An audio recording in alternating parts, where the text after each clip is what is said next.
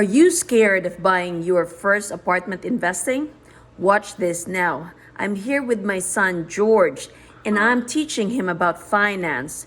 Why? Because a lot of us are scared, especially in today's economy, in today's recession, in today's high inflationary market, of buying our first apartment investment. And I tell you, you are not alone. I am scared too, and that is why I'm teaching my kids, my son George right here, about finance, because everywhere we go, and no matter how many years it becomes, whether we're young, we're old, whether it's 5 years from now, it's 10 years from now, we will always deal with finance. We will always deal with recession. We will always deal with inflation. So, the first thing that I tell my kids, and I will tell you guys, there's 3 things that we have to consider. The first step that I told my son that I'm telling you right now is number 1, what is your exit? When you buy a property, you've got to know what is your exit strategy. Is it for short-term or long-term hold? So if it's short-term, it's just like a fix and flip. So if that is your exit, then you've got to be great at the numbers. You've got to make the numbers work because it's a short-term flip. Now, if it's a long-term, now you have time on your side, because if you have time, that price point today may not be the price point 10 years from now. It may be even a lot higher. Number 2, the second step to do is doing your critical thinking. Are you an apartment investor, or you a buyer that has the homeowner's hat, that's wearing the homeowner's hat? And why do I say that? Because the homeowner would say, oh, I want to buy this property. Why? Because I love it. I love the hardwood floors. I love the granite countertop. There's so many things that I love. Now, when you have the hat of an apartment investor, you think about the numbers. Does this number work? Is the granite too expensive? Is the stainless steel appliance cost too expensive? So when you're an apartment investor, you actually need to do the math before you say, oh, I'm gonna buy this property.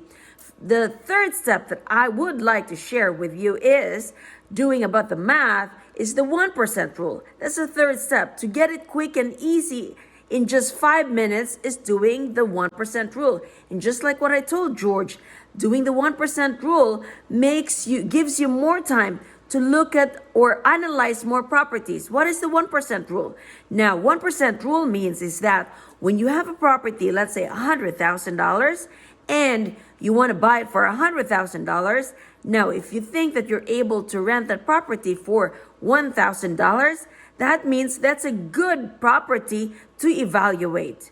So what is the 1% rule again, Mingyan? The rent should be 1% of how much the property costs. That is right. And that's what I just explained earlier. If the rent is $1,000 and you're able to buy that property for $100,000, that is the 1% rule. So that means now, using the step 3 that I told you, the 1% rule, now you're able to look at that property, analyze that property much closer. Now, is the property in a great location? Is the property fully lock and loaded that you can rent it out? Or do you still have to put more money into that property where that 100,000 is actually 150,000? Why? Because that 50,000 is for renovation. Now, when you're at 150,000, that is no longer applying the 1% rule. That is over and above the 1,000 rent. So if you're buying 150,000 with 100,000 of the purchase price plus 50,000 of the renovation cost, now you should expect to get $1,500 of rent per month.